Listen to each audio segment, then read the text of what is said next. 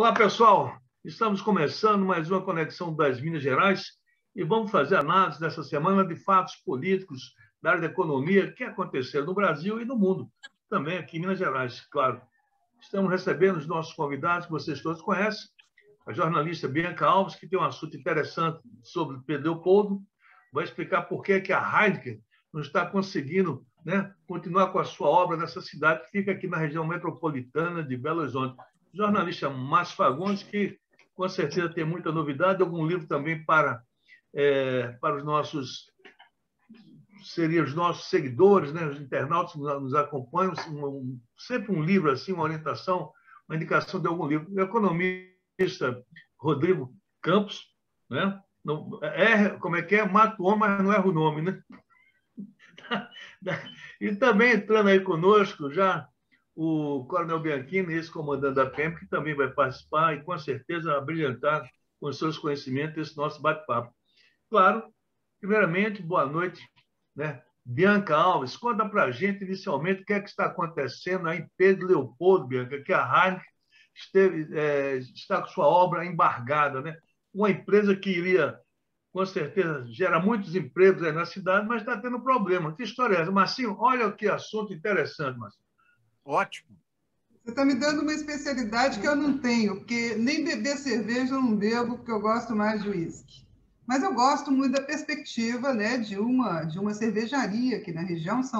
É um investimento de 1,8 bilhão, 350 empregos diretos. Então, assim, e tudo que vem junto, fornecedores, essas coisas todas. Então, a gente estava muito entusiasmado. Acontece que a nossa região é uma área de proteção ambiental, chamada APACAST. E nela são várias cavernas, essas coisas todas, inclusive onde foi descoberta a Luzia, o fóssil mais antigo das Américas.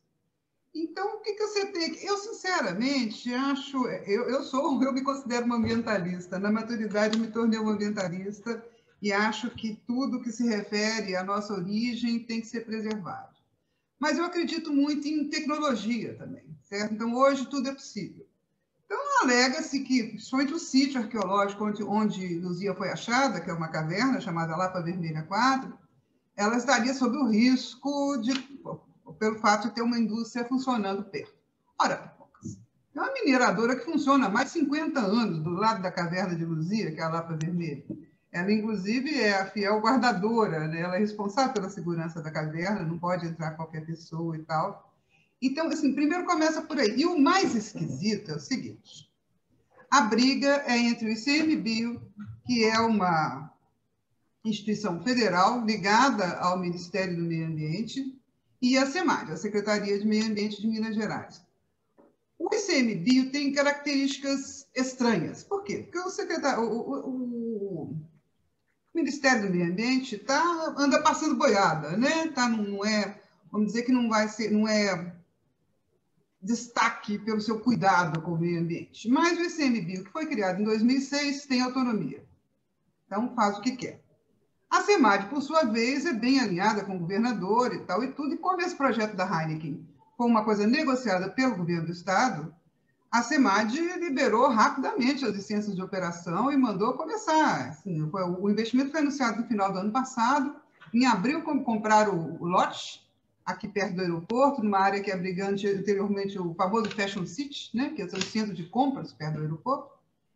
E aí, o que acontece? Estava indo tudo bem, não sei o que, começou a obra, chegaram as máquinas, a empresa foi escolhida, etc. E chega o ICMBio lá, embarga a obra, mete 2 multas de 80 mil na construtora e tal, e vira e fala que não pode, porque a cervejaria vai usar água que hoje circula nessas cavernas, e se essa água secar, as cavernas vão desabar, certo?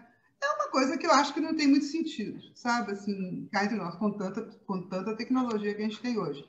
Criou-se aí um problema, a cidade está empavorosa, está apavorada, não existe futuro, o cimento já acabou, as cimenteiras estão todas indo embora, a Cauê fechou, a Holcim foi vendida para a CSN agora, ou seja, a gente sai uma multinacional e entra uma nacional do setor, o senhor tem grupo vem para cá, e qual vai ser o futuro, né, da cidade. Até pouco tempo atrás, a gente achava que podia ser justamente esse tesouro arqueológico. Eu já prefiro o seguinte, eu quero Luzia e quero cervejaria também. Tá todo mundo sem som. Eu estou ouvindo Rodrigo, bem. não. Obrigado, obrigado. Chegando aí o Coronel Bianchini também. Bom lhe ver mais uma vez. Márcio Fagundes, Rodrigo Botelho, que é jornalista, Botelho Campos, e o Coronel Bianchini. Nessa situação de Pedro Leopoldo, quer dizer, o povo vai ficar sem emprego e, naturalmente, nós ficaremos aí sem cerveja, né? Da Heineken aqui, né? Não é isso, Márcio? Detalhe, viu? Só um detalhe, viu? A Heineken está operando com 90% da capacidade dela. Está precisando de uma fábrica urgentemente. E aí, Márcio? Walter, eu prefiro acreditar que o nosso querido Chico Xavier vai apaziguar os ânimos, vai orientar empresários, trabalhadores, instituições governamentais, e o nosso Chico Xavier, originário de Pedro Leopoldo, dará um rumo a esse novo empreendimento. Bem-vinda à cerveja, viu? Assim Rodrigo como Campos. Luzia também é originária de Pedro Leopoldo. Nasceu E aí, Rodrigo? Como Olha, economista... Walter, o que eu lamento é que essa situação ela tenha chegado a esse ponto, quando, na realidade, você poderia muito bem, anteriormente, nos estudos preliminares, ter identificado esse problema e ter tratado disso de uma forma um pouco mais adequada. Não é? Eu fui do setor elétrico durante 34 anos, trabalhei na CEMIG, fui diretor de Furnas, trabalhei na Taesa. No setor elétrico, toda vez que você vai fazer uma obra, uma linha de transmissão, uma usina, você faz estudos de impacto ambiental rigorosíssimos. Né? Eu me recordo que no projeto de Belo Monte, tudo que foi gasto com estudos e com obras de mitigação de impacto socioambiental era algo da casa de 4 bilhões de reais. Ou seja, você autoriza a instalação de uma fábrica, você deixa que essa coisa vá adiante. Pelo que eu sei, também tem parâmetros, tem processos, tem procedimentos para estudar a região. Agora, eu acho assustador, depois de tudo ter caminhado, você aí suspende a obra por causa de um impacto que não foi estudado anteriormente ou não foi previsto. Eu acho isso lamentável. Né? A par também de gostar de cerveja, e na beirada da praia eu tomo exatamente a Heineken. Né? Eu sou investidor em cervejaria. No Brasil, você tem a Companhia Brasileira de Cervejas Artesanais, que tem fábricas de cervejas artesanais da melhor qualidade. Né? Então, eu acompanho esse mercado, é um mercado de um país que tem muita insolação, é um mercado de um povo que gosta da cerveja. Não é? Então, além da questão do impacto econômico, da geração de emprego, geração de renda, enfim, eu acho lamentável, sobre todos os aspectos, o fato de você eventualmente suspender uma obra dessa envergadura, quando, na realidade, tudo isso tinha que ter sido previsto com uma certa antecedência e gerado as consequências, as suas atitudes necessárias para que não chegasse nesse ponto. Eu espero também que você ache uma boa solução para isso. Ô, Rodrigo, Minas Gerais é um estado mestre em implantar a pedra fundamental e as coisas não irem para a frente. Vou lembrar só uma empresa. Não vou falar das que originariamente saíram daqui e foram para fora, porque aqui não é um estado acolhedor de empresas. A BMW foi anunciada aí para trás, não vou saber quando, nem interessa. Foi anunciada como certeira a montadora começar a trabalhar aqui. Em 48 horas ela foi embora, entendeu? A fábrica, a montadora da BMW. Eu lembro disso muito bem, que essa coisa foi soltaram confetes, foguetes, rojões, serpentina, e a BMW não ficou. Minas é vezeiro em lançar pedra fundamental e as empresas não ficarem aqui. Aliás, qual atrativo de Minas? O que atrai Minas, a não ser a sua gente? O que atrai grandes empreendimentos para Minas? Não sei, não. Hoje eu não sei dizer para você, não, viu? Deixa eu só complementar, Walter, só um minutinho, que justamente meu questionamento é esse, ou seja, uma coisa que foi anunciada há quase um ano, por que só agora o ICMBio pega e questiona uma coisa que está aí há, no mínimo, 11 mil anos, né? Que é a idade de Luzia, né? Vamos dizer, do sítio arqueológico. Então, o que eu questiono é justamente isso. Ora, Pipoca, se já tinha problema, por que começou? Por que chegou nesse ponto? Sabe? Eu acho que as questões... E tem um outro detalhe também. A Heineken é uma empresa holandesa, né? Eu acho que ela não quer nunca ser associada a um investimento predatório, tá? Com esse tipo de... Ela tem um histórico de amiga da natureza. Inclusive, ela está indo agora para esse esquema de energia verde. 3 das fábricas dela só usam energia solar, sabe? Tem uma série de coisas que são interessantes. Aí, não, estão brigando porque a Heineken vai estourar as cavernas lá do sítio arqueológico. Você coloca sobre o empreendimento um tipo como é que eu posso dizer, de pecha, que é ruim. É ruim para todo mundo que está envolvido. Mas vai dar tudo certo. Bianca, deixa eu só dar mais um exemplo aqui que me ocorreu aqui, que eu participei. Esse eu estava lá. Eu fui ver eles pegarem a tesoura, cortar a fita e puxar aquela cortininha assim da pedra fundamental. Aqui em cima no BH Shop, aqui do lado daquele Telha Norte, não sei se é Telha Norte, o Extra aqui, tinha um terreno, a Justiça Federal, com os juízes federais, eu não sei se o Walter foi nisso, lançou lá a pedra fundamental, cortaram, puxaram a cortina de veludo, falou, vai nascer aqui a nova seção da Justiça Federal, porque Minas é submissa à Justiça de Brasília, e até hoje essa pedra fundamental deve estar lá servindo para o pessoal brincar e rodar, e brincar de roda. Brincar de roda, o totem, eles brincam de roda em torno do totem. Nós estávamos lá, você foi, Walter? Eu fui. O Bianchini, antes de passar a palavra para você, só uma informação, a Fiat, a expansão dela, que era aqui, Eduardo Campos, ex-governador de Pernambuco, com o governo Lula, levou para a cidade lá de Goiânia, lá em Pernambuco, onde é fabricado hoje o Jeep Renegade, aquele Compass, né, um dos mais vendidos da Fiat. Essa coisa toda, mas isso aí é questão sempre política. Eu queria ouvir a palavra do Coronel Bianchini a respeito desse assunto e falar, assim, que realmente nós fomos lá, mas no dia que foi feito esse lançamento, cortar lá, né, a fita simbólica, e até hoje, agora, essa semana, a coisa foi aprovada. Coronel Bianchini. Ô, Márcio, boa noite para todo mundo aí, e só para lembrar que ontem o Senado, né, aprovou a criação do TRF-6, né?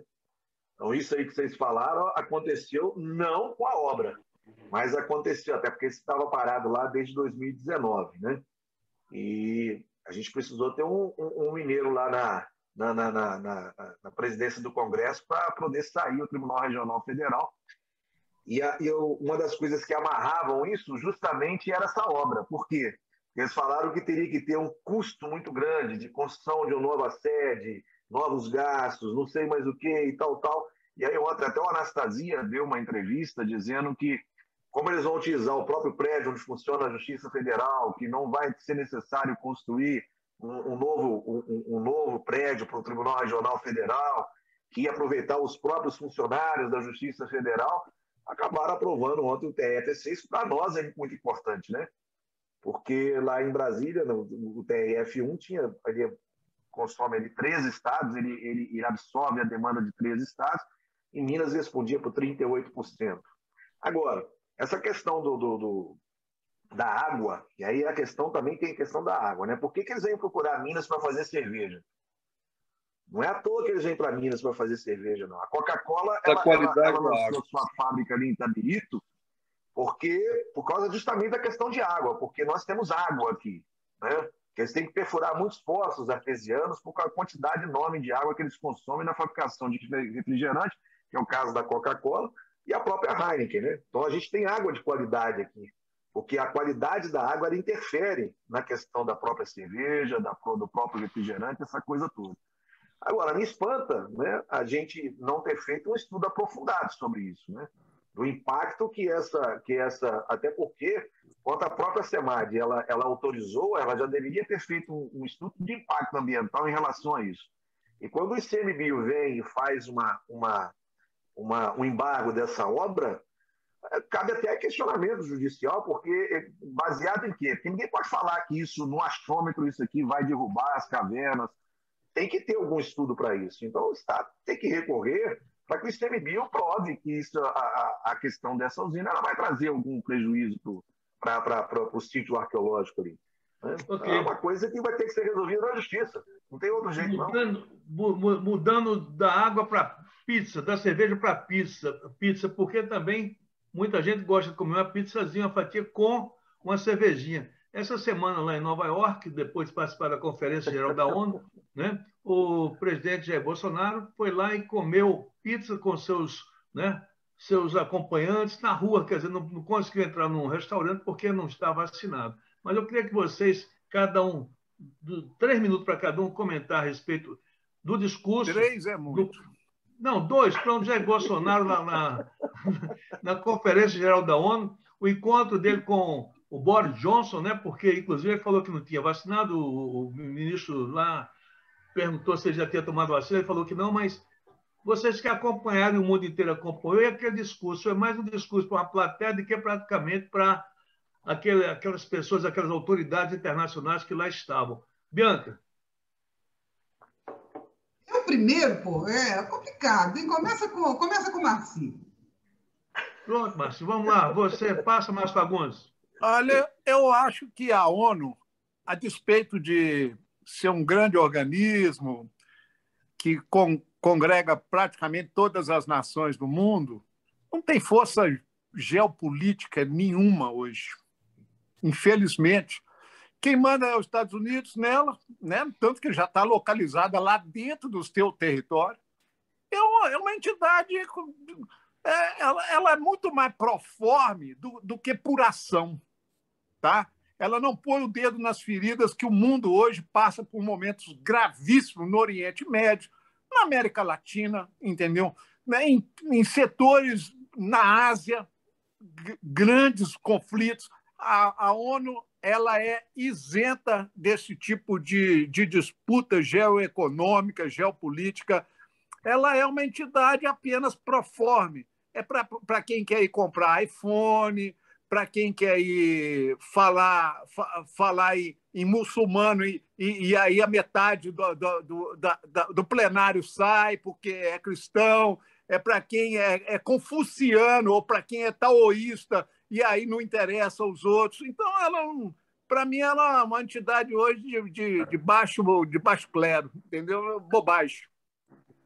Rodrigo Campos. Olha, eu não concordo com o Márcio, mas o foco da pergunta não é esse. O foco da pergunta é a presença do presidente do Brasil lá. Não é? Exatamente. Olha, eu gostaria de afirmar categoricamente que cada dia que passa eu me convenço mais de que o atual presidente da República ele só fala para o seu público, ele só fala para a sua plateia. A única preocupação dele é coesionar o mínimo de pessoas que o ajudaram a ser eleito e que continuam caminhando com ele, com que propósito? Dele chegar nas eleições do ano que vem, que eu não acredito nem em golpe e nem em impeachment, não é? Eu acho que ele faz tudo para chegar nas eleições do ano que vem com o mínimo de pessoas em torno dele que permita que ele vá ao segundo turno. Não é? Então, todo o discurso que ele faz, e aí não é, o discurso na Assembleia da ONU, né, com um conjunto de mentiras, com um conjunto de argumentos absolutamente ridículos, não é? Ele efetivamente confirma essa minha hipótese, de que tudo no seu comportamento, no seu discurso, na sua postura em relação aos problemas e à sociedade brasileira, visa exclusivamente dirigir ao seu público, porque ele já sabe que o resto não está com ele, não pode contar com esse pessoal para ajudá-lo a se reeleger, então ele tem que coesionar a sua turma, o seu eleitorado, a sua base de apoio político. Né? Aqueles movimentos que tiveram aí nas últimas semanas, né, a par de terem sido movimentos muito aquém do que eles diziam que aconteceria, foram movimentos, né, foram manifestações com uma certa presença de público. Né? Agora ele vai num lugar, né, que tem visibilidade mundial, né, e faz o discurso voltado para o seu público, um discurso politicamente e ideologicamente atrasado, né, que não corresponde à conjuntura do planeta mais, né? Tanto é que foi motivo de críticas de todos os segmentos, de todos os setores, de todos os cantos do planeta. Portanto, isso apenas confirma a minha ideia, ou pelo menos para mim, tem esse simbolismo, né, de ser uma pessoa que simplesmente se dirige ao seu público, né, para que esse público caminhe com ele até as eleições do ano que vem. Ok. Coronel Bianchini, e aí, qual a sua avaliação também dessa passagem do presidente Jair Bolsonaro pela ONU? Primeiramente, assim, a gente fica envergonhado, né? De ver uma cena daquela, de ver uma delegação nossa barrada num restaurante porque as pessoas não têm ali o cartão de vacinação, não tem como poder entrar no restaurante e assentar. Agora, eu faço das palavras do Rodrigo as minhas, né? Ô, Márcio, o livro que você me indicou e que eu estou lendo, ele fala justamente isso, Márcio. O Bolsonaro, o Rodrigo falou muito bem, ele não foi fazer um discurso para o mundo, ele foi lá fazer um discurso para a sua tropa. Para a sua tropa. Porque a sua tropa, inclusive, estava aborrecida com ele porque ele não tentou dar o golpe. Não é? E ele simplesmente não tentou dar o golpe no 7 de setembro porque ele não teve apoio para dar o golpe. Porque se ele tivesse tido apoio para dar o golpe, ele teria tentado dar o golpe. Então, na verdade, ele não deu o golpe. E quando ele recuou, ele começou a perder credibilidade da sua tropa, né? Que ele conta com ela para ir poder para o segundo turno, que eu acho que ele não vai. Mas, né? Então, aquilo assim, Rodrigo, você está perfeitamente correto. Ele fez um discurso para o seu eleitorado, dos extremistas que querem que ele fale aquilo, exatamente, que nós estávamos indo para o socialismo. Coronel, eu hoje tenho um certo desprezo pelos artistas do circo. O malabarista, o palhaço, o trapezista não me interessa. Me interessa quais são os donos do circo. O problema que o Brasil vive está nos donos do circo, não nos artistas, não nos seus palhaços. Então, isso para mim é de menor tamanho, porque, para mim, bonito hoje é a invasão que os sem-tetos fizeram na Bolsa de Valores de São Paulo, pacífico, sem quebrar uma vidraça, sem nada, para falar assim, nós estamos com fome e nós não temos emprego. Então, o problema do Brasil não são os palhaços, são os donos do circo, aqueles que ganham com as finanças, os rentistas, o grande agronegócio, os grandes latifúndios. Isso é secular. Então, eu abominei esse tipo de personificar as coisas, a fulana é responsável e tal. Nós temos uma nata de gente, uma grande elite hoje no Brasil, grande no sentido numerário, não no sentido percentual, nas camadas sociais que mandam no Brasil, e esses ninguém fala nada. Coisa impressionante isso. Mas eu queria aproveitar aí, Coronel. O próprio agronegócio que financiou aqueles caminhoneiros que estavam lá em Brasília, que a gente viu, não tinha falta de caminhoneiro. Né? Não tinha pauta de combustível. O Zé Trovão até hoje, não pegaram eles. O Zé Trovão... nunca deve ter dirigido um caminhão. O Zé Trovão foi pedir asilo, sabe onde, Rodrigo? No México, um país social, comandado por socialista, negócio de doido, né? Assim, então, agora, eu queria que você, Pedro... Ele está bem, tá? O Pernambuco, o Rodrigo sintetizou tudo. O Bolsonaro fez o discurso para a sua tropa. Exatamente. Ô, Bianca, agora, queria que você comentasse a respeito do dedão do ministro da Saúde para aquelas pessoas que estavam ali se manifestando. O que é que você achou? Você viu o dedão do ministro, não? Primeiro, quero fazer uma observação. Nesse aspecto de falar com a tropa, foi um sucesso absoluto. Vocês concordam?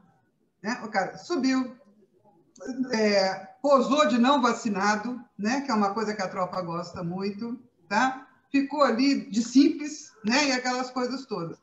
Agora, esse médico aí, que está lá fazendo quarentena às nossas custas lá em Nova York, eu, sinceramente, não consigo entender essa coisa do dedo, não. Porque gente bem educada, assim... aqui de Leopoldo, não faz isso em lugar nenhum do mundo, principalmente em Nova York, do lado do presidente da República. Não comento. Márcio Fagundes. Eu tô lembrando uma passagem aqui em Nova York, ele está comendo pizza, né? O malabarista está comendo pizza com a sua trupe. Eu estou lembrando, tem um detalhe que uma vez eu fui a Nova York, eu guardei. As pessoas não podem sair bebendo uma lata de cerveja em Nova York. Então, o que elas fazem? Elas pegam um saquinho de papel craft e aí encobrem aquela latinha porque a polícia para se você sair bebendo uma lata de cerveja ser abordado. Então, o que é que eles fazem para burlar a legislação? Não sei se é urbana, local, não sei, mas existe essa legislação lá.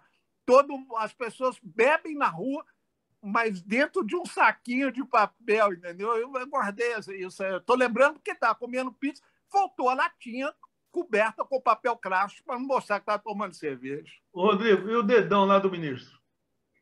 Olha, eu acho ridículo, sabe? Esse governo, não é, ele tem atitudes que vêm do chefe do executivo, a sua equipe, não é, com atitudes, com comportamentos que são ridículos. Não é?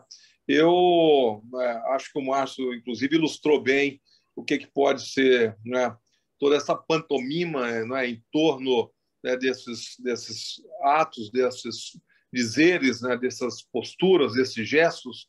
Não é? Então, eu não tenho mais nada a dizer, a não ser, né, a minha absoluta reprimenda a esse tipo de comportamento. Eu acho que isso não condiz, né, nem com a posição, nem com a responsabilidade que eles deveriam ter, né, em ambientes públicos, né, porque isso, de fato, desmoraliza a imagem do país. E é o que nós estamos vivendo aí. Não é? O país está sendo achincalhado lá fora, não é, por causa do governo que hoje está no poder.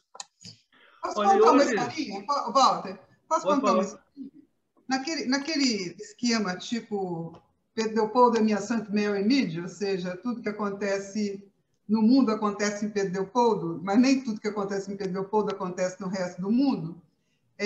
Chegou aqui para nós, assim, via rede social, uma foto de uma Pedro Leopoldense que mora em Nova York, abraçada com o Bolsonaro, sem máscara. Né? Aí eu fiquei olhando para aquilo e falei, meu Deus do céu, o ministro estava com Covid, aquela farra toda. Como é que alguém vai encontrar com o presidente sem máscara? E ele também sem máscara. Ou seja, eu acho que é loucura geral, eu acho que as pessoas pararam de raciocinar. Outro dia eu peguei um Uber, o cara teve a coragem de falar para mim que não tinha vacinado. Ah, não, eu gosto de analisar as coisas. Depois que passar um ano que todo mundo vacinou, eu vou vacinar. Eu falei, pode parar que eu estou descendo. Ah, pelo amor de Deus, né? Gente, hoje teve uma decisão interessante, né, que o juiz lá em São Paulo, o juiz da primeira vara criminal especializada no Tribunal de Justiça, aliás, do Rio de Janeiro, avaliou os dados apresentados pelo Ministério Público do Rio e escreveu ao longo de 79 páginas que verificou, abre aspas, indícios rotundos de atividade criminosa e regime organizado e que Carlos Nunes, né, Bolsonaro, é citado diretamente como chefe da organização criminosa. Quer dizer, o Carluxo, pelo juiz aí do Rio de Janeiro, Rodrigo, né, que ele é chefe de organização criminosa. Esse negócio dessa rachadinha, porque eu nunca vi tanta rachada no Rio de Janeiro. Ô, Rodrigo, no Rio tem muita rachada, não? Ou melhor, muita rachadinha? Olha, Walter, esse fenômeno da rachadinha, ele é recorrente, não é? Isso faz parte de uma, vou dizer assim, de uma cultura, né, de uma certa tradição já, não é, de determinadas forças políticas, de determinados, não é, parlamentares, não é? E já de muito tempo que a gente escuta denúncia. Aí mesmo na Câmara Municipal de Belo Horizonte já teve denúncia com relação a esse tipo de comportamento e foi, obviamente, não é, objeto de investigação, de inquérito, de processo, né, com a devida punição e tal. Então, assim, não é, na realidade, o que a gente percebe é que o Poder Judiciário ele cumpre o seu papel na medida em que, cotejando o comportamento, a postura do parlamentar com a lei, percebe que ele, né, ao fazer algo absolutamente inadequado, não lhe resta outra alternativa a não ser decretar, né, a cassação do mandato. Não é? Agora, o que eu gostaria de aproveitar a oportunidade para dizer o seguinte, se for fundo na relação da família do atual presidente da República, né, com o crime organizado, particularmente com as milícias no Rio de Janeiro, você vai, né, ir muito além do que simplesmente essa questão da rachadinha. E tem uma explicação histórica. Né? O presidente da República ele começou a fazer sua carreira político-eleitoral num ambiente que o circundava. Ele é oriundo do Exército, né? Ele construiu relações com militares das Forças Armadas da Polícia Federal, da Polícia Civil, da Polícia Militar, ou seja, esse ambiente que tem as respectivas famílias, com os eleitores, com os amigos, essa teia de relacionamento, esse network, né, para usar o termo em inglês, esse grupo de pessoas é que sustentou as primeiras eleições do atual presidente da República.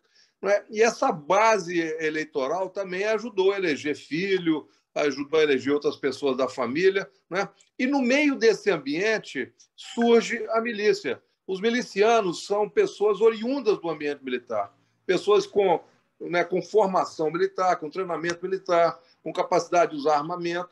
Né? Algumas dessas pessoas elas se afastaram, né, das tropas militares e foram organizar o crime. Né? Foram, inclusive, no início, com um discurso político-ideológico de que eram contra o tráfico, né, e que eles chegavam nesses ambientes simplesmente para escorraçar com o narcotraficante. E hoje a gente sabe muito bem que eles também fazem narcotráfico. Né? Então, esse tipo de relacionamento ele vem de longa data. Ou seja, né, se você procurar, se você for longe nessa investigação, certamente vai ter muito ponto de contato, como de resto a imprensa já tem revelado. Agora, resta ver se isso vai ter alguma consequência do ponto de vista prático, do ponto de vista objetivo, né, em denúncias, em apurações e punições. Não é? Rodrigo, você citou aí essa questão também do envolvimento de policiais militares, civis federais, bombeiros, enfim. O Coronel Bianchini foi comandante da Polícia Militar de Minas Gerais e a gente acompanha sempre o trabalho dele enquanto comandante da Polícia Militar, que é uma das polícias mais respeitadas do país. Eu queria também ouvir a opinião do Coronel Bianchini a respeito também desse assunto que o Rodrigo comentou, e se realmente essa base ainda está muito forte para o presidente Jair Bolsonaro e, tá certo, com relação a esse envolvimento também, né, que existe, a gente sabe que muitos são treinados e depois saem e vão servir, né, vão para a ilegalidade. Não é o caso de Minas Gerais. Coronel Bianchini, sua opinião, por gentileza. Eu vi essa notícia, inclusive o MP também, no rol dele, ele cita não só o Carlos, mas os chefes de gabinete, que inclusive, porque falavam mais coisas, não é só a rachadinha. Tem funcionários fantasmas ali, tem aquela coisa toda, tem os chefes de gabinete que abonavam o ponto das pessoas, que sequer compareciam lá. Tinha gente que, por exemplo, ele era vereador, né? Ele é vereador e o cara estava em outro local, o cara morava em outro município, tinha outra atividade. Então, você tinha lá o chefe de gabinete que atestava o ponto. Olha, esse tipo de atividade aí é que a gente viu como é que um senador vai lá e compra uma mansão em Brasília. Né? O que me espanta, Pernambuco, sabe, nesse tipo de crime, que é o peculato, né, porque está se apropriando de uma coisa pública, que é o dinheiro público, é a passividade com que a população aceita isso também, fala que é coisa normal. Né? O Rodrigo virou e falou assim, não, isso é coisa corriqueira, no meio político e tal. Mas, gente, a gente tem que esquecer que aquele dinheiro não pertence ao parlamentar. Ele não pode simplesmente falar, vou dar um dinheiro para você, vou dar o dinheiro para alguém. Esse dinheiro não é dele, esse dinheiro é nosso, esse dinheiro é do povo. Isso é dinheiro público. E o cara, ele aumenta o seu salário de uma forma indevida. Então, se ele ganha 30 mil, ele passa a ganhar 100. Ou seja, ele passa a ganhar um salário que ele não tem, que nós não nos comprometemos a pagar para ele. E as pessoas não conseguem entender isso, que esse dinheiro tinha que estar na saúde, esse dinheiro tinha que estar na segurança, esse dinheiro não tinha que estar no bolso do parlamentar, não. E essa ainda é uma prática, e eu vou dizer para você que nós aqui em Minas Gerais não estamos livres disso, não, até porque nós tivemos vereador, inclusive, eleito pelo PSL, inclusive, que foi cassado. Você sabe disso, Pernambuco. Né? Então, essa prática que é comum, ela é comum porque nós aceitamos com passividade esse tipo de coisa. Essa apropriação do que é público. Né? Agora, com relação à questão das milícias, o Rodrigo colocou bem. Né? Você tinha policiais que foram excluídos das corporações, policiais aposentados que não exerciam mais função, e começaram a exercer essa atividade, inicialmente sim, para se contrapor ao tráfico, mas depois que eles tomaram o poder, eles começaram a dominar não só a questão do tráfico, mas toda a questão de influência, seja na questão de gato, energia elétrica desviada, é questão de uma série de coisas, de sinal de TV, e aí vai. É uma série de atividades que a milícia ela impõe para que a comunidade aceite, ou paga, ou então você cai fora daqui. Né? Então, assim, e a gente vê a prática dessa família, inclusive homenageando uma série de milicianos. Né? Você tem aquele capitão do BOP, que foi excluído do BOP, o Adriano, e depois se tornou um dos maiores milicianos, sendo homenageado. Você tem um familiar dele trabalhando nos gabinetes da família. Então, o Rodrigo fala, então, essa influência deles nesse meio é muito grande. E, assim, é uma coisa que eu não consigo entender, como é que essa parcela da população que apoia o presidente, né? Porque no início, o Pernambuco, a influência dele é forte. Nós confiávamos que o Bolsonaro vinha com aquele discurso moralista de combate à corrupção, que depois foi tudo por água abaixo. Mas esse eleitorado dele, por mais que você mostre as coisas, não enxerga isso. Você conversa com esse pessoal, eles têm coragem de falar que não tem corrupção no governo, que ele acabou com a corrupção, que ele é um homem honesto, que ele é perseguido. É uma viseira que a gente fica espantado. Como ex-comandante da Polícia Militar de Minas Gerais, essa situação do Rio, a gente não vê aqui em Minas Gerais. Por quê? Sabe por quê, Pernambuco? Eu costumo dizer, o que mantém a Polícia de Minas ainda, se eu falar com você que não existe corrupção na PM de Minas, eu vou estar mentindo para você. Porque corrupção tem aonde está o homem, onde está o ser humano. Você tem corrupção. Ela é maior ou menor se você desenvolve ou não mecanismo de contenção disso. Então, eu dou um exemplo para você. Se eu estou lá comandando um batalhão, chega um soldado com um carro novo, diferente, e começa a adotar um padrão um estilo de vida diferente do que é compatível com o salário de um soldado, o nosso sistema de inteligência já começa a abrir suas antenas para esse cara. Não é? E aí você tem uma outra coisa também que é muito interessante aqui, que é a questão do comando, não coadunar com isso. O grande problema do Rio de Janeiro também, Rodrigo, é que você tem uma corrupção muito generalizada, que ela, inclusive, ela está na cúpula de boa parte da PM. A gente está cansado de ver cúpula dos integrantes da PM, às vezes, serem condenados, serem presos. Então, isso você não vê aqui na PM de Minas. Porque a gente tem um sistema de inteligência muito atuante, né? E é uma coisa, Rodrigo, que às vezes as pessoas elas não entendem, tem gente que é contra. A justiça militar. Você manter uma tropa armada, que está presente nos 853 municípios desse estado, manter essa tropa ali, obediente aos ditames legais, não é fácil. Só regulamento disciplinar não segura. E aí você tem, em Minas Gerais, em São Paulo e no Rio Grande do Sul, você tem um tribunal de justiça militar. Outro dia, Pernambuco, eu vi lá um juiz militar soltar um mandado de prisão para 6 PMs dentro do 34º Batalhão. Por quê? Porque é diferente aquele juiz que veio do nosso meio, que convive diretamente no nosso meio, está lá, às vezes, numa função lá de desembargador, porque nós temos o Tribunal de Justiça Militar. Eles julgaram um processo com o entendimento do que hierarquia e disciplina é importante para uma instituição. Diferente, às vezes, de um juiz que não tem essa vivência dentro da caserna e vai achar que determinadas condutas elas são normais. E determinadas condutas não podem ser normais para uma tropa que tem que estar coesa, sob um código rígido e que a gente procura manter. Então, nós temos um histórico aqui de muitas demissões de policiais militares por envolvimento em coisas que pode parecer para você, Pernambuco, corriqueira, mas que para nós não é. Porque aquilo pode simbolizar depois, mais na frente, um crime muito mais grave. Ok. Olha só, uma notícia interessante que surgiu hoje. Mulher de Lira, Arthur Lira, que é presidente da Câmara, ganha cargo em governo de aliado do Bolsonaro.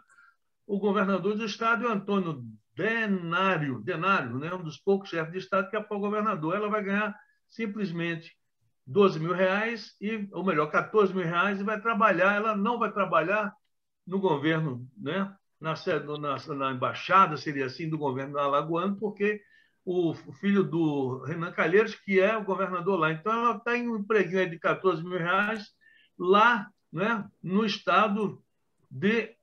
meu Deus do céu, cadê aqui o danado do estado, gente? Olha só, ela vai Mas não é onde trabalhar ela no mora, estado... né, Pernambuco? Ô, Walter, Oi. enquanto você... Roraima. Tá certo? R$14 mil. E aí, Bianca? Um preguinho bom, né? Ô, Diga aí. Guararapes. Será que tem outra vaga? Será que tem outra vaga? Ô, Guararapes, enquanto você pensa aí sobre a mulher É de não só para sei quem mulher? aí... Tem cota para mulher? Eu estou candidatando, entendeu? Ô, Walter, as coisas que não dá nem para a gente falar, né, filho? Pelo amor de Deus, né?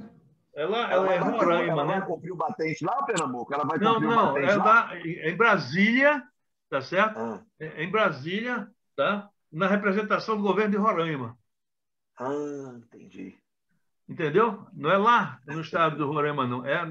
Tá dentro na representação do governo de Roraima. E aí, Márcio, fala aí. Ô, Guararapes, deixa eu te falar uma coisa. Acabei de ler agora tem 2 horas, uma pesquisa aí mostrando que o povo brasileiro estava assim, 3 mil não sei quantos entrevistados e tal, 44% dos brasileiros acham o legislativo ruim e péssimo, ou seja, metade dos brasileiros descredenciam totalmente o legislativo brasileiro. Bom, isso é um dado. E eu estou fazendo um esforço de memória aqui, talvez eu erre aqui, porque é só para ilustrar a conversa do Rodrigo com o Coronel.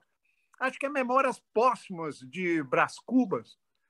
Fala sobre... Tinha um sobrinho do personagem que era do Curriscada, ele não era desse mundo. Machado de Assis é incrível, é 1850, 1840, é incrível. E acho que é no Memórias Póstumas de Brás Cubas. Esse sobrinho do personagem, que não parava em nada, em lugar nenhum, a certa altura, eles, para dar um castigo nele, põem ele na milícia. Só que eram 2 as polícias no tempo do Brasil colonial. A polícia da corte, que cuidava da família real lusitana, e a polícia de guarda de rua, que prendia bebum, punguista, entendeu? Aqueles pequenos assaltos, aquela coisa. Essa era a chamada milícia. Era uma instituição de segurança bancada pelo Estado, mas ela era afastada da corte, porque existia uma polícia especial só para cuidar da família portuguesa e tal. Então, esse rapaz, esse sobrinho, ele é castigado. Eles tiram ele da vigilância da família real e falam: você vai para a milícia, porque você não está se comportando bem. Então, só para lembrar o seguinte, o conceito de milícia que nós temos hoje, que é uma imagem péssima, né? É um poder paralelo, oficioso, nos grandes centros urbanos. Né? Eu vou generalizar, não conheço o Brasil direito, mas então vou generalizar. Esse poder paralelo, oficioso, no passado, foi sério. A instituição era reconhecida pelo Estado, eram as milícias que cuidavam. Talvez, adivinha daí, o coronel vai lembrar, o Cosme e Damião, aqueles que rodavam o cacetete, iam andando, pegavam um bebum na Lapa e prendia, aquela coisa e tal. Aí eu lembrei do Memórias Póstumas em Brás Cubas. Posso ter errado alguma coisa, mas é Machado de Assis. Genial, genial. Esse é o Brasil que a gente gosta e tem que idolatrar. Nós nos proclamávamos milicianos. Né? Hein? A tropa de Minas, nós éramos os milicianos de Minas. Aí. Né? Hoje em dia... Aliás, tem um clássico da literatura que chama Memórias de um Sargento de Milícia. Você deve ter lido, né, Márcio? Também já li. É muito, muito bom. Gente, hoje teve um quebra-pau tremendo lá na CPI. Senadores quase saem na porrada lá, né? O senador Renan Calheiros, do MDB de Alagoas, e Jorginho Melo, do PL de Santa Catarina. O que aconteceu? O bate-boca começou quando Melo, aliado do presidente Jair Bolsonaro, tentou fazer uma defesa do governo federal e disse que Renan Calheiros, relator da CPI, estava envolvido em desvio de recursos. Então, falou, vai lavar sua boca. Aí começou o xingamento. Você é ladrão, é picareta, vagabundo, puxa-saco. E o bicho pegou. E olha quem foi separar a confusão, Randolfo Rodrigues, né? Que é um cara, um gentleman. Foi lá e quase que o bicho Ô, brincadeira, cara. O negócio ferveu lá. Imagina. Vossa Excelência que é ladrão. A picareta é ladrão. Ô, Márcio. Você pode chamar o cara de ladrão, mas chama de Vossa Excelência, tá, Pernambuco? Não, o erro foi esse lá, porque ninguém chamou Vossa Excelência um ladrão. A sua mãe tem aquela casa vermelha na beira da estrada, quer dizer, o jeito de chamar a mãe do cara. Mas é que eles estavam querendo chamar lá o cara da Havanas lá, O homem da o careca da van, o velho da van. O velho da O van. Jorginho Melo entrou na defesa deles, que é um homem digno, honesto e que não sei o quê, e papai começou. O bicho pegou. Ô, Bianca, e aí? o Jorginho e o Renan, eles estavam histéricos, mal amados e descontrolados. Essa é a minha vingança aqui, ó, em cima desses machinhos. Ô, Márcio Fagundes, aí, o que é que você achou, Márcio? Não achei nada. Eu não sigo essas coisas a miúde, não. Eu pego grosso modo. Eu não fico. Isso é varejo. Também não me interessa. Varejo? Se você varejo? for ficar. Quase sai na porrada varejo. Se você for ficar prestando atenção no Bolsonaro, lendo o teleprompter, com aquela dificuldade. Não dá, bicho. Eu sou de outro mundo, entendeu? Eu estou no Cabo das Tormentas, eu estou virando lá embaixo, estou no meio do mar revolto.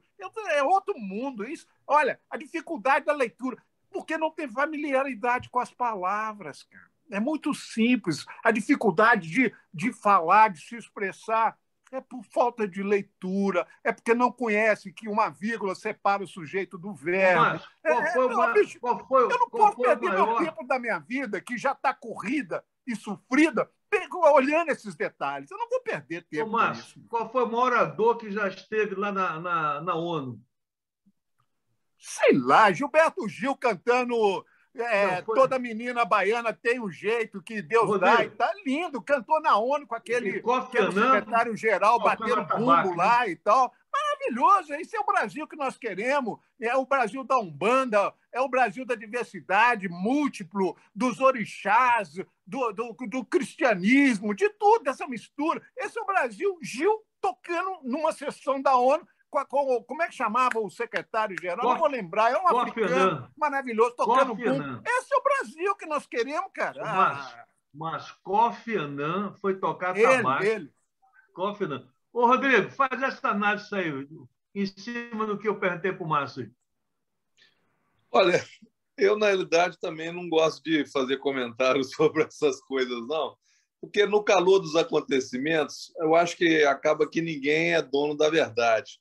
Né? Acaba que as argumentações, mesmo que você ache que elas estão indo no rumo correto, quando o sujeito se descontrola e perde a compostura, né, ele cai no meu conceito. Né? Eu não gosto também de vivenciar essa situação, a par de que eu acho muito razoável o debate até emocionante, o debate até caloroso, né? Mas quando perde a compostura, quando vai para a agressão, quando vai para o palavrão, aí, para mim, né, pode ser até gente com quem eu comungo de ideias, mas se perdeu a compostura, se perdeu o rebolado, né, perdeu o ponto mesmo.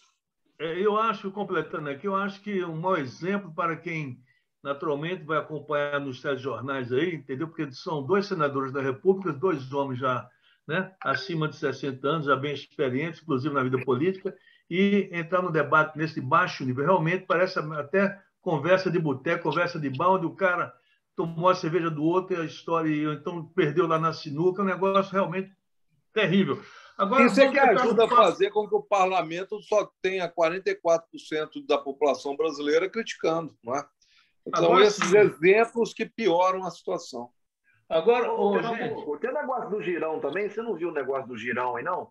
Não, o Girão falou que o filho do Flávio Bolsonaro foi para Las Vegas, acompanhando aquele empresário, foi fazer um lobby lá, entendeu? Sobre negócio de jogo, de falta de sorte. Usou até um termo diferente, que é, naturalmente, jogo de azar, né? Jogo... O Márcio, o Canário até o jogo de azar agora. É jogo de falta de sorte. Aí o pessoal está falando que ele estava infiltrado, olha só. Que ele é da base. O senador que é da base disse que ele estava infiltrado, que ele foi com o empresário para lá fazer lobby, lá em Las Vegas, negócio de jogo de falta de sorte. Ô, Márcio. Ô, Walter, ô, Guarará. Jogo de falta de sorte. Então, jogo de bicho, então, seria o que lá? Jogo de Guarará, eu vou falar sobre isso. Eu vou falar sobre isso agora. Você adivinhou meu pensamento. Sabe por causa de quê? Você adivinhou meu pensamento. Eu sou a favor do jogo. Joga quem quer. Pronto, sem limite. Segundo, hoje eu fiz uma caminhada, sem sacanagem, sem mentira, de 50 quarteirões em Belo Horizonte. Eu saí daqui do Alto Sion, fui na Praça da Estação, depois subi no Santo Antônio até na Copasa, depois voltei para cá. Contei mentalmente, deu 50 quarteirões ou mais. E uma coisa que me chamou a atenção, eu achei uma gracinha, juro, achei uma gracinha. Abriram tantas bodeguinhas assim pequenas de jogo do bicho, assim, toda organizadinha, dando empreguinho, com aqueles numerozinhos na parede, assim. Abriram várias e várias, assim, lojazinha arrumadinha, assim, tão bonitinha. Falei, ô, coisa boa, viu? O jogo do bicho sobrevive, apesar de tudo, no meio de tanta jogatina bancada pelo governo, né? O jogatina oficial, o jogo do bicho sobrevive. E aquelas bonecas, tudo azulejadinho, arrumadinho, com os números. Mas tá lindo, lindo, lindo. Eu fiquei numa maior satisfação. Agora a cidade tá um caco. A cidade de Belo Horizonte tá um caco. Rodrigo, já que usaram o nome assim, jogo de falta de sorte, seria melhor usar o seguinte: o jogo do bicho seria jogo dos habitantes da Arca de Noé. Né? Ô, Walter, eu moro no Rio de Janeiro, moro em Copacabana. A um quarteirão aqui de casa tem jogo do bicho. Eu acho uma hipocrisia essa conversa toda. Há pouco tempo eu li um livro maravilhoso, a biografia do Joaquim Cola, um cidadão aí de São Domingos do Prata, que veio para o Rio de Janeiro, numa época que o jogo era liberado no Brasil, e ele edificou o Hotel Quintandinha, o Cassino Atlântico, o Cassino da Urca, né, o Mercado de São Cristóvão, né? Ele foi a pessoa responsável pela obra do edifício JK, pelo Hotel de Araxá. Ou seja, foi uma potência econômica na época, atraindo né, turistas, atraindo pessoas para o Brasil. Né? E aí, olha, por coincidência, hoje a imprensa revela que o senador Rodrigo Pacheco, presidente do Senado, analisa a possibilidade de abordar essa questão do jogo nas próximas sessões. Ou seja, isso está fervilhando no Congresso Nacional.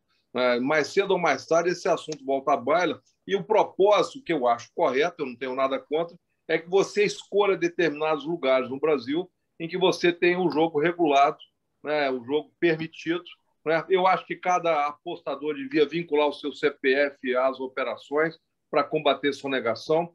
Eu concordo que muitos criticam, né, que é muitas vezes um ambiente de lavagem de dinheiro, de tráfigo de outras coisas, mas tudo isso, né, apenas exige fiscalização e controle. Agora, não dá para ficar com uma postura moralista, uma postura hipócrita, né, de que essa coisa não deve acontecer, quando, na realidade, o Márcio falou muito bem. Hoje você tem uma miríade de jogos oficiais explorados pelas loterias estaduais e as loterias federais.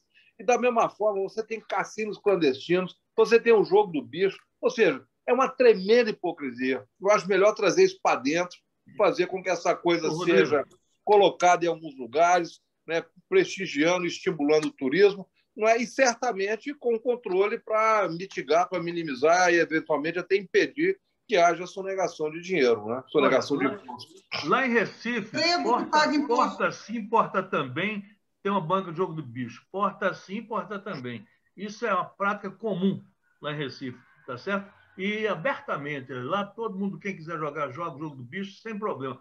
Gente, sabe o que acontece, Pernambuco? Hein? Sabe o que acontece com essa questão do jogo do bicho, por exemplo, que está aí e não se legaliza? Ele favorece a corrupção. Sim. Exatamente. Porque para funcionar liberadamente... A corrupção e o banditismo. Eles têm que estar pagando alguém para poder funcionar tão livremente do jeito que está. Claro. Porque está ali o jogo correndo. Então, eu sou a favor de legalizar, gerar emprego, gerar impostos, né? O Lira, inclusive, falou que vai votar isso rápido, viu, Rodrigo? Ele já se manifestou. O senador Rodrigo Pacheco está falando a mesma coisa na imprensa de hoje. Pronto, agora só um detalhe, viu, Walter? O Márcio falou que está vendo as bitaquinhas de jogo de bicho. Aqui em Pedro Leopoldo, além das bitaquinhas, você pode fazer jogo de bicho pelo WhatsApp, tá? Você está muito analógico, viu, Bárcio? É isso aí. Olha, Bianca, eu vou abusar de vocês todos, porque a minha memória já não é lá essas coisas. Mas eu acho que foi o general Dutra. Na verdade, foi a mulher do Dutra que virou e falou assim: acabe com o jogo no Brasil. E o Dutra fez isso. Assim como esse episódio é Quadros. mencionado nessa biografia do Joaquim Rola. Vale a pena ler. É o livro que eu recomendo a leitura na sessão de hoje do nosso debate. Assim como me parece... Eu vou levantar aqui 3 temas. Eu queria que vocês comentassem. Walter, só para acabar aqui, me parece, então foi a mulher do Dutra que pediu ele para acabar com o jogo e tal. E veio também a briga de rinha de galo, que era uma tradição no Brasil, essa coisa no interior, a briga de galo. E aí não sei se entrou Jânio Quadros nisso e tal, e acabou. Aí eu já tenho uma visão diferente, porque é uma tragédia. A briga de galo, a briga de cachorro é uma tragédia. E briga de canarinho, vocês já viram briga de canarinho? Existe briga de canarinho chapinha, é um absurdo. Essas coisas eu abomino. Tudo que for sofrimento dos animais eu abomino. Agora, eu 3 temas que vocês podem ter a liberdade de comentar. Nós vamos daqui a pouco encerrar o nosso bate-papo. Fusão do DEM com o PSL, inclusive o governador Romeu Zema pode deixar o Novo ir para essa nova sigla, né? E pesquisa, que põe o Lula lá em primeiro lugar, no primeiro turno, talvez segundo turno, e essa reforma política também, que acaba com as coligações. Queria que começasse aí pelo Coronel Bianchini, depois o Rodrigo, Márcia e a Bianca também. Eu acho que essa mudança, era a questão das coligações, já era esperado, porque o próprio Rodrigo Pacheco já tinha se manifestado contra o retorno das coligações. Então, isso aí já era esperado. Com a questão da fusão do PSL com o DEM, ele mexe um pouco no jogo. Olha só, você tem um convite do Kassab para o Rodrigo Pacheco e para o PSD para disputar a eleição presidencial. E aí eles trabalhariam, como o próprio Kassab falou, do Calil concorrer, né? Então você teria Rodrigo Pacheco, presidente, Calil para governador e o Anastasia saindo aí para o Senado, tudo aí pela questão do PSD. Com essa fusão, pode acontecer do Rodrigo Pacheco não sair, né? Não sair do DEM. Aí você não teria uma ligação, como estava previsto, do Rodrigo Pacheco com o Calil, porque se o Zema for para esse Partido Novo e o Rodrigo Pacheco permanecer, isso mexe um pouco com a questão política em Minas, o Pernambuco. Essa é uma visão que eu tenho. Com relação à pesquisa eleitoral, Lula, primeiro turno aí, é o que está acontecendo. E outra coisa, a XP não vai fazer mais pesquisa, porque os acionistas da XP, que naturalmente torcem pelo presidente Bolsonaro, com todo direito, tá certo? Eles não querem mais que a XP faça essas pesquisas, viu? E essa questão também dessa situação do governador, viu, Rodrigo? Sair ou não do Novo, e queria que você aproveitasse e comentasse a respeito. Olha, Walter, eu, a princípio, acho correto não permitir as coligações. Por quê? Porque isso é um estímulo, né, à formação e ao fortalecimento dos partidos políticos. Né? As coligações, muitas vezes, eram feitas com legendas que eram criadas com muita artificialidade, sem nenhum compromisso histórico, ideológico, político.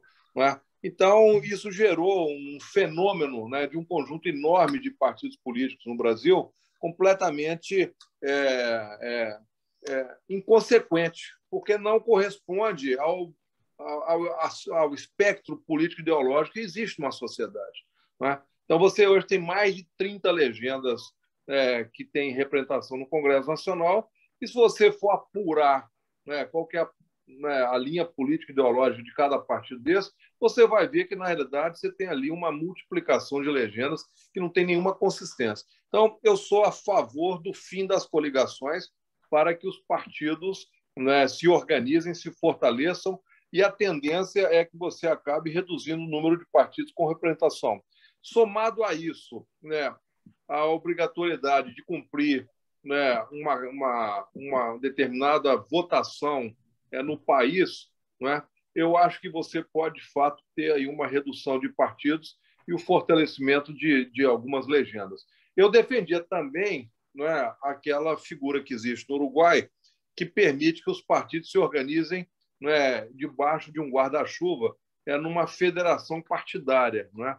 Isso poderia preservar aquelas pequenas legendas que tivessem afinidades ideológicas, mas isso, lamentavelmente, não foi aprovado. De qualquer maneira, o Senado ele modificou o que tinha sido aprovado na Câmara, não é? E vai agora para promulgação.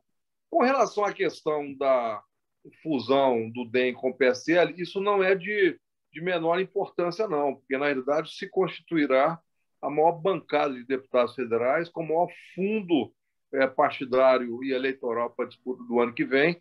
Né? Portanto, eu concordo com o Bianchini, de que eu acho que fica muito difícil para o senador Rodrigo Pacheco se afastar dessa legenda, se essa legenda, com esse peso na sociedade, né, dizer a ele que ele pode ser o candidato para representá-lo na disputa presidencial.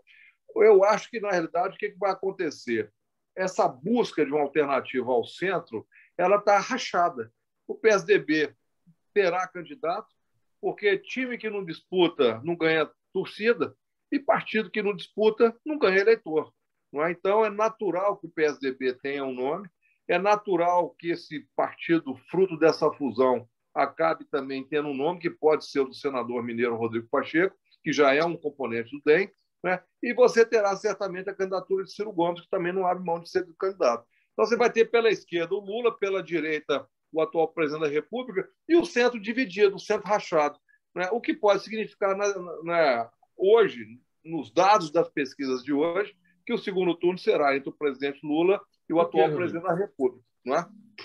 Ok. Ô, Márcio, aproveitando, Bianchi e o Márcio também, antes de terminar a complementação sobre a política, o Márcio queria dar uma palavrinha sobre futebol. O América aí está melhorando. Não, calma. O Galo vai ser campeão. Vou dar meu pitaco aqui. Vou dar meu pitaco na coligação também. Ó. Não, diga, pode falar.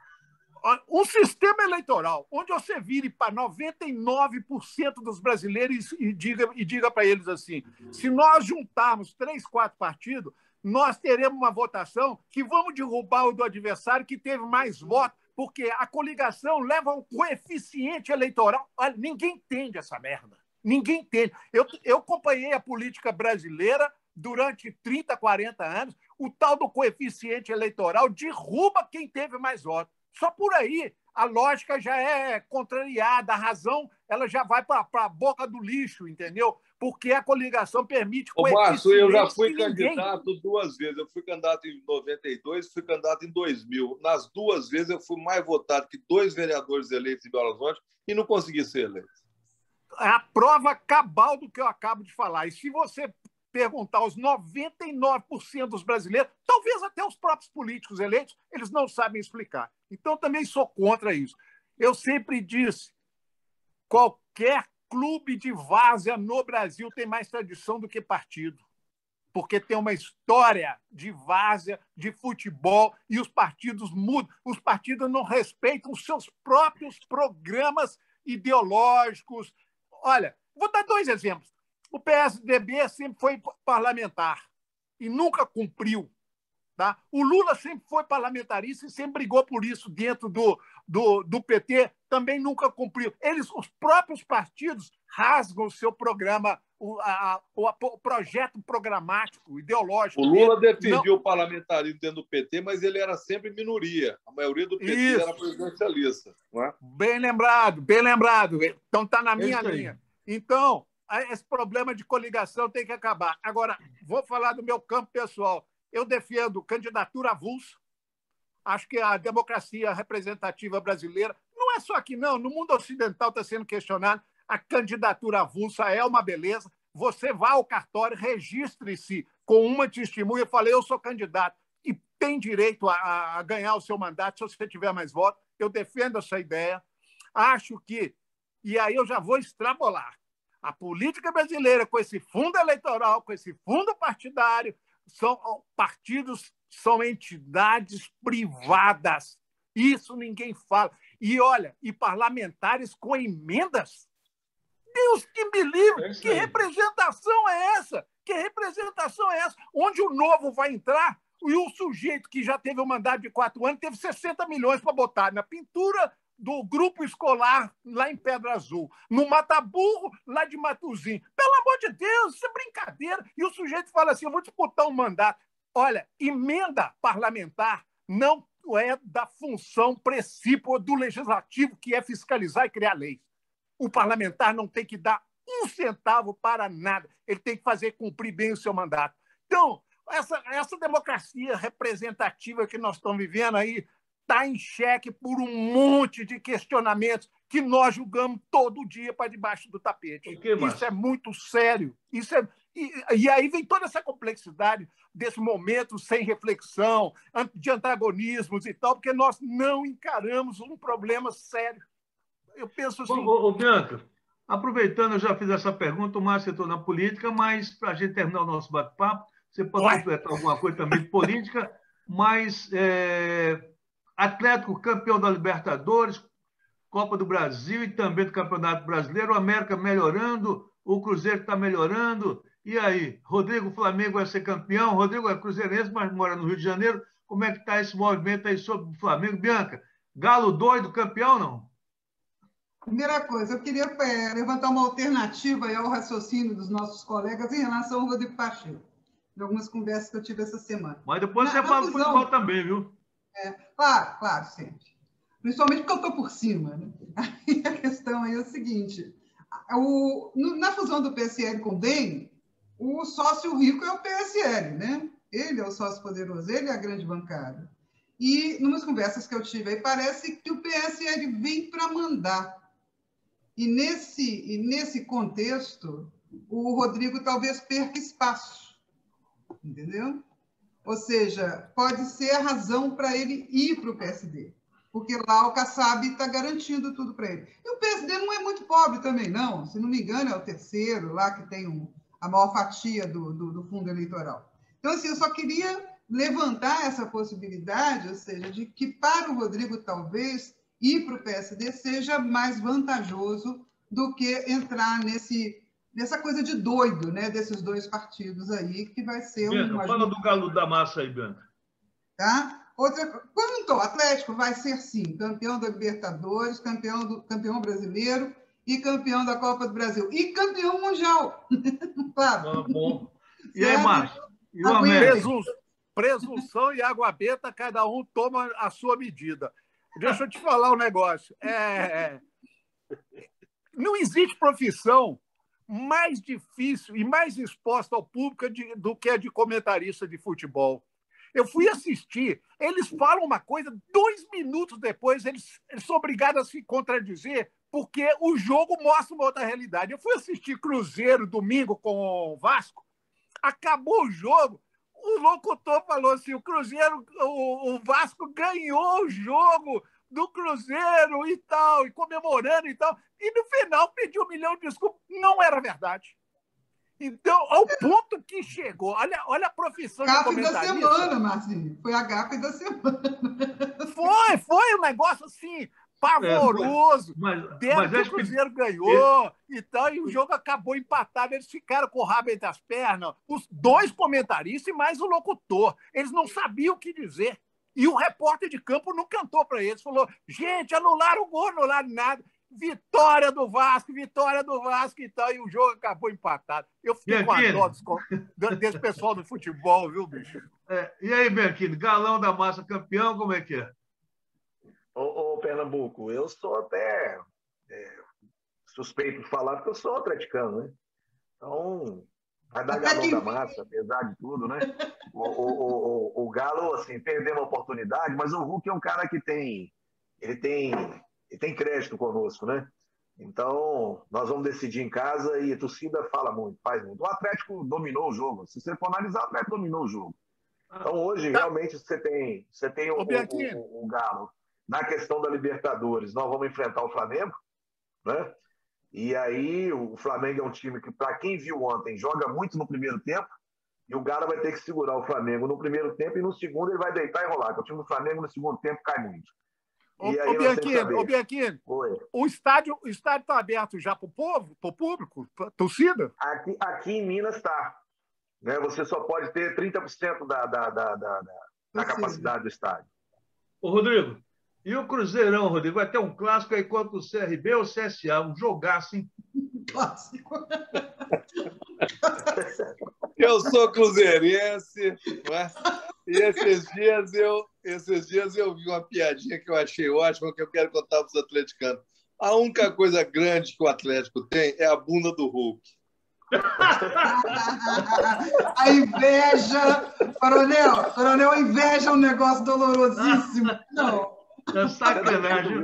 Agora, o meu time é o Náutico, está descendo a ladeira, né? Agora, um detalhe curioso, que o Náutico, o ex-treinador, o Hélio dos Anjos, pediu para sair do Náutico, entrou o Chamusca, e agora os jogadores do Náutico pediram a volta do Hélio dos Anjos. Olha que negócio mais doido, cara. Brincadeira. Mas, ô, Rodrigo, essa piada aí, com certeza, a torcida atleticana não gostou. Pernambuco. O Cruzeiro é igual aqueles... questão de fazendeiro, você fala assim que o avô era muito rico, o pai foi remediado, o filho é pobre. O time do Cruzeiro é aquele time que só é igual ao museu. Ele só vive do passado, né? Ele é um time sem perspectiva de futuro e que só não cansa de falar do passado. É igual o cara quando ele era muito na infância ou na juventude dele, desculpa a expressão, viu, Gabriel? Ô, Bianca? Era aquele cara comedor, eu fazia isso, no meu tempo eu fazia aquilo, isso. Não faz mais, né? Não faz mais. O momento hoje... Hoje o Cruzeiro só fica enfrentando uns times cheios de letra, você entendeu?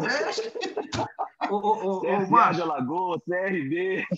E outra coisa, apanha dos alagoanos toda hora, CRB do CSA, eu nunca vi apanhar tanto. Márcio Fagundes, Momento Cultural, qual o livro de hoje, Márcio?